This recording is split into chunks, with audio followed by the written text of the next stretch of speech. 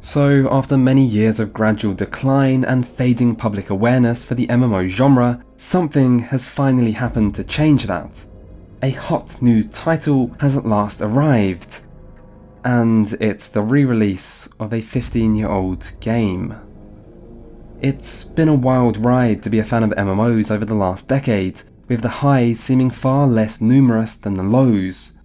But before we take a look at what's going on in the present, we need to remember the past.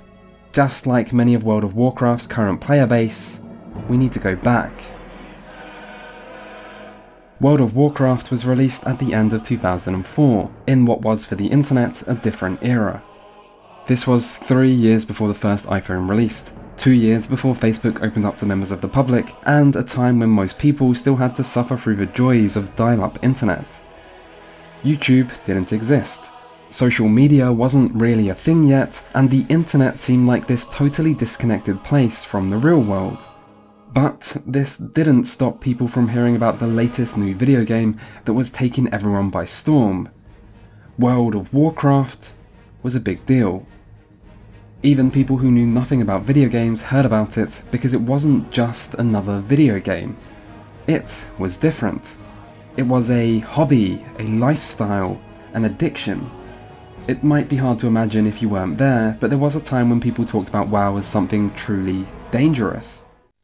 Teenager hooked on violent computer games. He's playing them an incredible 16 hours a day.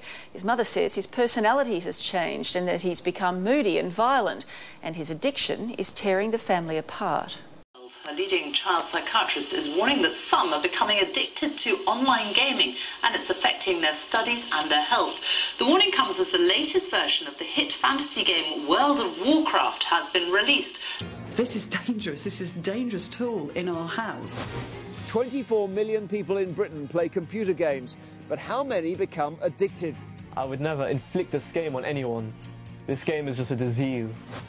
They made it sound like some Class A illegal drug. One hit and you'd be addicted. It could destroy your life, and you'd love every second of it. Say goodbye to your job, your girlfriend and your college degree, but don't worry, where you're going you won't need that stuff. Welcome to Azeroth. Some of this was mass hysteria and fear-mongering, but there was some truth to it. This wasn't your normal video game, it was something else. Something new and dangerous, and just like other dangerous things, it was exciting. Of course, MMOs had existed for years before, but this was when they exploded in popularity, when the world took notice and when everything seemed to change. From episodes of South Park to primetime TV adverts with celebrities telling us about their characters. I'm Mr. T, and this is my night elf mohawk. Cut, T, there's no such thing as a night elf mohawk. Shut up, fool! World of Warcraft was everywhere. It was easy to find co-workers or schoolmates who also played, sometimes people you didn't even think were into games. And for people who did like video games, this was a glimpse of the future. Huge open worlds, endless amounts of content and thousands of other players to fight with or against in a truly evolving virtual reality. This was the future. It had to be. And if all this was possible in 2005, what would these games even look like in 10 or 15 years' time? How advanced will these virtual worlds be? Can conventional games actually compete? How many people are going to be addicted to them? Can we even imagine just how much MMOs are going to grow and just how crazy things are going to get? Should we actually be scared? Are we heading to some dystopian future where everyone's just plugged into a virtual matrix, content to live a lie, while machines have secretly subjugated us to harvest our bioelectric energy for all eternity? Well, it turns out no. 15 years later, and really nothing much has happened. The MMO genre peaked years ago and has since stumbled and fell and looks like it doesn't know how to get back up again. And MMOs seem less like the genre of the future and more like a relic of the past. So how and why did this happen? Well, it didn't exactly occur overnight. But following the success of World of Warcraft, many new big budget MMOs were released, which looked to copy World of Warcraft's structure and formula in the hopes of copying its success. These games, dubbed by some as WoW clones, often had a lot going for them, like high budgets, unique settings, and individual interesting ideas. But these games also struggled to compete against the already established MMO king, World of Warcraft.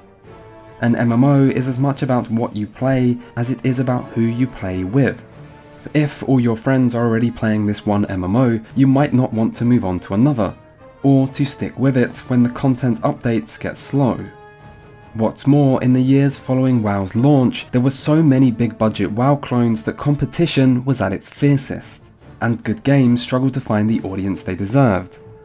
A smaller player base meant less money, which meant slower content updates, which in turn meant less players sticking around, and so a cycle would repeat that most MMOs of this era were only able to escape by turning to free-to-play models with invasive cash shops. The thing you really need to understand about this era of MMOs was that everyone was waiting for the next big thing, the WoW killer. Each and every big new game that came along was followed by the same question. Would this be the game that would finally knock WoW off its throne? Would this be the one? The reason people ask this question time and again might seem like it's down to a dislike for World of Warcraft and that MMO players just wanted to see WoW fail because it was so popular, but there's more to it than that. What players really wanted wasn't for WoW to fail, but for something else to succeed, because that would mean progress. They wanted each MMO to be the next big thing because that would mean they get to experience the next big thing. They wanted a WoW killer not because they wanted WoW to be killed, but because they wanted to find a worthy successor. But it never really came, at least not on a large enough scale to cause real change. So it turned out, no one was able to beat WoW at its own game. It had a head start, and even advances in technology and graphics weren't enough to allow others to catch up. And then, after a while, WoW clones came out less often, and then stopped altogether. Big companies realised you couldn't just copy World of Warcraft, so they stopped trying. For a while, there was talk about a next generation of MMOs. After all, World of Warcraft peaked in popularity at the end of its second expansion, and surely it couldn't just continue forever. Its graphics were dated, its UI was antiquated, and its story was stuck in a now overly familiar cycle of new world-endangering threats conveniently appearing one after another. A sequel made sense, and who better to move MMOs forward than the current world champions, Blizzard Entertainment. And a new Blizzard MMO was announced. It was called Project Titan, and details about it were kept pretty secret, with the only information given to the public being quotes like, "It will break the mold, be unlike anything else, and be on another level." But after a few years of keeping the public eagerly awaiting some solid information, Blizzard instead announced the project was cancelled. Apparently the scope of the game became too big, so Blizzard decided to just pull the plug. A lot of the assets and ideas about the setting were then recycled into a game much easier to make than an MMO, a team-based first-person shooter, named Overwatch, which went on to be a big financial success, sending a clear message to the industry that you shouldn't even bother making an MMO these days as there are easier ways to make money. There were other cancelled projects too, one of the best known being EverQuest Next. EverQuest was the series that in many ways inspired World of Warcraft, so a new EverQuest seemed like a promising contender, and its development seemed quite far along. But in the end, it too was scrapped, with the official reason from the developer being, "We found out that it wasn't fun."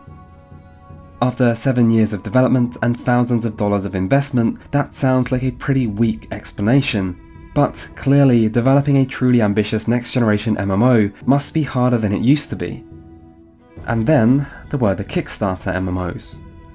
Kickstarter's rise to popularity within the gaming industry meant there were plenty of fledgling MMOs asking for investment, all of them making some kind of promise that they knew what was missing from the genre, or could regain what was lost. And while there are too many of these titles to go into individually, the important thing to know is that most of the biggest ones haven't came out yet, and they don't have any solid release dates either. You can go look at their Kickstarter pages and see estimated delivery dates of 2014 or 2015, or just go watch old YouTube videos of upcoming MMOs you should be excited for, where you'll see the same games year after year. But hey, maybe next year will finally be the year, right? I mean, just ignore the fact that some of these companies have admitted to running out of money or are selling in-game ship packages for $27,000 before the game has even been released.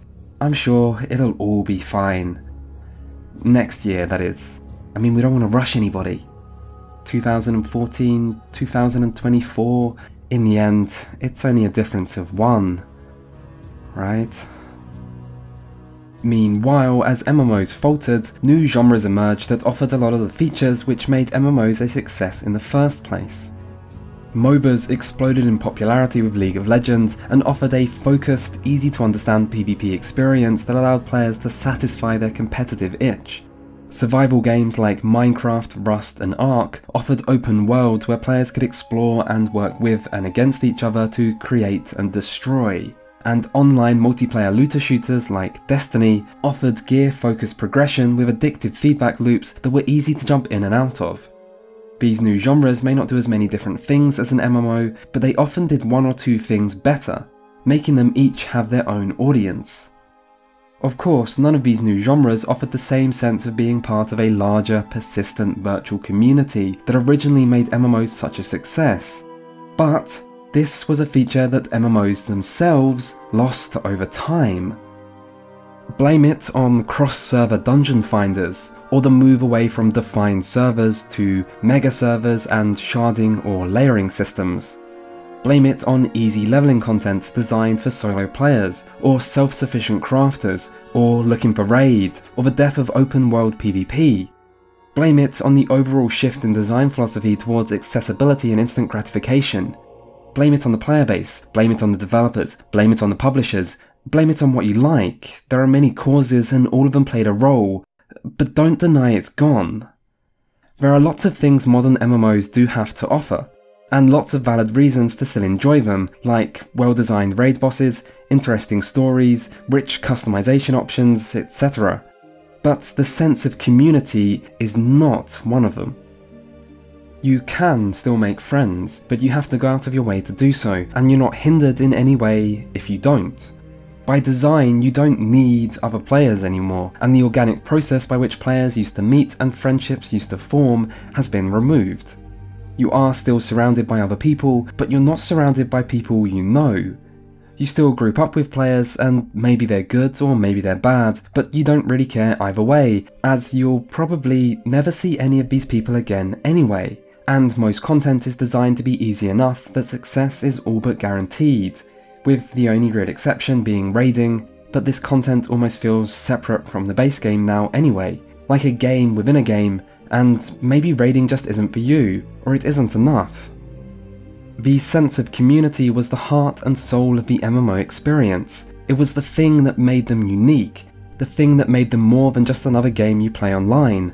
And over time, it was lost completely. If you want to see how this change happened, World of Warcraft itself makes for a great case study. It was a slow process that resulted from gradual changes designed to address common criticisms. But the overall effect was the game was fundamentally different. And if you want to know why so many people longed for vanilla World of Warcraft, where all this nostalgia comes from, and why people were so excited for the release of Classic, then to bring back and re-experience that sense of community is likely the #1 reason. This feeling of community matters to many older MMO players, but this isn't the only thing Classic has going for it. While it might seem dated by today's standards, vanilla World of Warcraft did many things right that aren't seen quite as often in modern MMOs, and this makes Classic stand out as something different compared to the rest of the market. It's an experience where more focus is placed on the journey than the destination. Rather than leveling just being something for players to endure before they get to max level where the real game begins, leveling instead takes time and effort. Quests don't hold the player's hands. You have to read quest descriptions to find out where to go and what to do, and even then your objective isn't always obvious. Being able to complete multiple quests at once is a luxury, and when it does happen, you value it. Even finding new quests isn't always easy, and each on-level quest can feel valuable. As for the world that you quest in, it once more feels genuinely dangerous. Taking on 2 enemies at a time can be a challenge for some classes, with careless pulling often leading to a quick death. And then there's the open world PvP to be worried about. And as the world is dangerous and questing can be difficult, it gives players actual incentive to group up and take it all on as a team, or just lend a helping hand as you go about your travels. The challenge of questing also gives players an incentive to really pay attention to and appreciate their class's unique abilities and strengths. And as for the classes themselves, Classic also makes each one feel like it has its own identity. All of the flavourful abilities feel like they serve a real purpose. Skills like Mage's Portals and Warlock's Player Summoning, or Shaman's Reincarnation and many more all feel unique and valuable, and that value is often greatly appreciated by the other people you play with. Then there's the sense of progression that comes with levelling. Each level brings a new talent point that offers real choice in how to build your character, and every 2 levels unlock new talents that you can train to learn new abilities or improve your current ones. Levels are gained slowly, but each one feels earned and brings about new rewards. Other things are also rewarding. Loot drops will often be used for a long time and can make leveling a lot easier, so you really do appreciate every small upgrade. And then there's gold. Life isn't cheap for a low-level adventurer, and there's always more things you need to spend money on. Chief amongst them being the 100 gold for a basic mount at level 40, which, after hours and hours of walking to literally everywhere, feels like a life changer. And so gaining every small bit of money feels important. World of Warcraft Classic makes you work for everything, every level or loot upgrade or ability rank.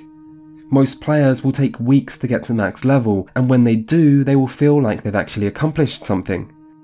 It is a journey, an experience, an adventure, and you will meet all sorts of people along the way, good and bad, friend and foe.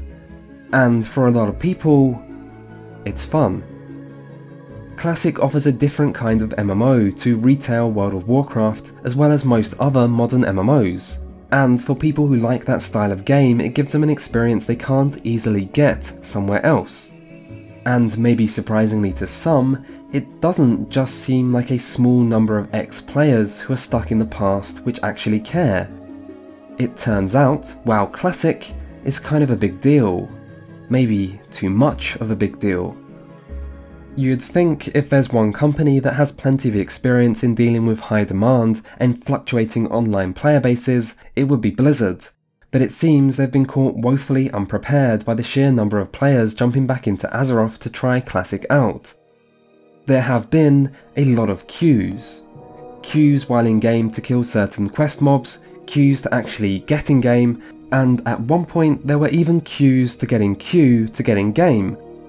More than 1 week after release, every server is still pretty packed during prime time. And as for the servers themselves, it's worth noting that originally for Europe, there was only 2 English language PvP servers. Blizzard thought 2 would be enough. There are now 18, and there are still queues for most. And these are servers that have had their maximum capacity upgraded more than once, as well as the ever controversial new feature that is layering to allow more people to play at once.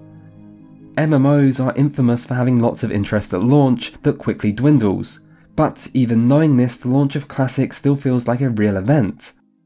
On Twitch, World of Warcraft has been almost continuously the most viewed game since Classic was released, with at one point over 1 million viewers tuning in to watch people be stuck in queue or kill low-level boars. Over 300,000 people watched a previously unknown streamer become the world's first max-level character, and overall interest still seems to be going strong. It won't last, but it doesn't need to. Not everyone who checks out Classic will stick around. That's not how MMOs work. Some will find it's not for them, some will get their fill of nostalgia and move on, and some will stick around, leaving a healthy player base that enjoys the game. And when you consider how incredibly cheap Classic has been to make for Blizzard compared to, say, a completely new MMO, it's pretty clear at this point that Classic has already been a major success. But successful as it may be, it has to be said, it's not the same. We can try to kid ourselves if we like, but I think deep down, we all know it's true. World of Warcraft Classic is not the same game as vanilla World of Warcraft. When players first set foot in Azeroth all those years ago, everything was new to them. Everything had to be discovered. Nobody knew what they were doing, and nobody knew what the future held. But now, everything has been discovered already, and recorded and made available in an easy to access format. If you have a question, Google will have the answer. Stuck on a quest? Don't worry about working it out yourself or asking in general or guild chat, just put the quest name into Google and find easy to understand maps. Or if that's too much work for you, just download this add-on to add quest markers in game and automate the process. There is a quest in the low-level Horde zone, the Barrens, named Lost in Battle. In it, you are tasked with finding Mancrick's wife, with little information to go on about where his wife may be. This quest was infamous for being difficult, as so many players got stuck on it to the point it became a meme. But now you can just check a map to see where to go and finish it in no time. This quest has gone from infamously challenging to feeling like free XP, because things are different now. And if the difference is noticeable in leveling, at max level it's game changing. Players have had years to theory craft the best meta builds and raid compositions, or farming spots or money making tips. You can look up best in slot gear lists to find which dungeons to farm, copy a guide to find the best talents to spec into, and go into raids with complete knowledge of every raid boss and their mechanics, even the ones not yet released. And as for the content that has not been released yet, you know exactly what is coming, and what gear it will make more useful, or what consumables you'll need to prepare, and so on. It took less than a week from release for a guild to clear all raid content, with each raid boss being killed on the first attempt by a group of players who weren't even all max level, and this shouldn't come as a major surprise. A big part of vanilla World of Warcraft was discovery, and the obvious and unavoidable truth is, in Classic, it's all been discovered already. It's the difference between exploring uncharted territory, where you might set foot on a virgin beach previously untouched by mankind, not knowing what to expect, compared to arriving a few hundred years later to find the beach is now a popular holiday resort, with tourist information desks set up in plain view, and GPS and Google Maps on your phone to tell you where the nearest place is to grab a quick pint. It's not the same, and while Classic might offer some new conveniences, it can't offer the same excitement because every part of the game has already been discovered and every problem has already been solved. And then there's the question of the future. Not only do we know all future content in advance, meaning there are no surprises, there is also a limit to how long this experience can last, and plenty of potential problems for Blizzard. While Blizzard could continue Classic by releasing the first two expansions, The Burning Crusade and Wrath of the Lich King, after that comes Cataclysm, which marks both the point where many of WoW players' nostalgia has thoroughly run dry, and also changes old zones in World of Warcraft, removing much of Classic's appeal in the process. So with only two possible expansions, Classic has a limited future, and even those expansions might prove controversial. Some players that play Classic only want vanilla, and won't want to move on to future expansions, so how should Blizzard implement them? They could release all new servers and give players the option to transfer their characters over, but that will split communities. They could create new vanilla servers, but that would force players who only want vanilla to have to throw their characters away and restart all over again. There are problems either way, but Classic will need some new content sooner or later to keep players engaged. Of course, Blizzard could make brand new content, but you have to wonder if they have it in them. This is not the same company it was all those years ago. Most devs who originally worked on World of Warcraft's development will have moved on, and it's never seemed like modern Blizzard understands the appeal of their older games. Nothing captures this more perfectly than the original response of Blizzard Entertainment's president, J. Allen Brack, to players asking for Classic servers. Have you ever thought about adding servers for previous expansions as they were then? No. And by the way, you don't want to do that either. You think you do, but you don't. remember when you had to like spam cities and say, need a tank, need a tank, need a tank during the Burning Crusade days? You don't remember that because now you just push a button that says go to the dungeon. You don't want to do that. Not only did Blizzard not understand why players wanted Classic, they refused to even believe it was possible, and actively resisted making Classic for as long as they possibly could. Despite all the evidence to the contrary, like active private servers or online petitions, Blizzard just couldn't understand that people actually wanted Classic, and even after agreeing to make Classic servers, they still seemed to be sure of its failure and unwilling to add a sensible number of servers at release. This is a company that just doesn't understand their own product, so how can they be trusted to make future content for it? And while the release of Classic must be good for Blizzard financially, it's not exactly great for their image. The fact that so many players want Classic over retail Warcraft acts as evidence for the narrative that Blizzard ruined World of Warcraft over time. The shared subscription between Classic WoW and retail WoW should bring more players back to the retail version, as they effectively get the chance to play it for free. However, it also divides the player base in terms of opinion. Some players will dislike Classic and prefer the changes retail has made, but some players prefer Classic and would rather see retail try to learn from Classic going forward. Players are divided on what the future should be, and there's more resentment than usual between the two groups. So who does Blizzard try to cater to, and how will they ever manage to satisfy both groups? As initially successful as Classic has been, Blizzard still have a big challenge ahead of them to translate that success into long-term growth and sustainability. And what about the rest of the MMO genre? Where does it go from here? Classic has proven there's still a sizable audience out there who wants to play MMOs, and it's proven that at least some things were better in the past. But it doesn't provide any indication of how the genre should actually move forward. Take away the nostalgia and it's hard to imagine a modern player base being accepting of many parts of Classic's old school approach. Things like fixed server-based communities were crucial to the vanilla World of Warcraft experience, but not being able to play with people on other servers could also be a deal breaker to many modern audiences. The MMO genre has no obvious path forward, no clear sign of what works or how MMOs should be, and a player base that's divided on what they want. So what happens next? For years, MMO players have waited for the next big thing. For years, they've waited for the World of Warcraft killer. And there's some enjoyable irony in thinking about Classic as being it. That only World of Warcraft can kill World of Warcraft, and that modern Blizzard will be defeated by their own past. There's also a nice narrative to going back in time and doing things right this time, which, come to think of it, sounds a little bit like the storyline of one of WoW's expansions. And maybe MMOs do need a saviour. The genre that once seemed like such an important part of gaming's future has instead faltered and seems increasingly lost, unsure on how to move forwards and unable to generate the financial investment to actually try. Maybe MMO fans deserve a saviour. Many have had to look on as a genre they care about declines, with games they like becoming worse over time and places they once called home disappearing completely.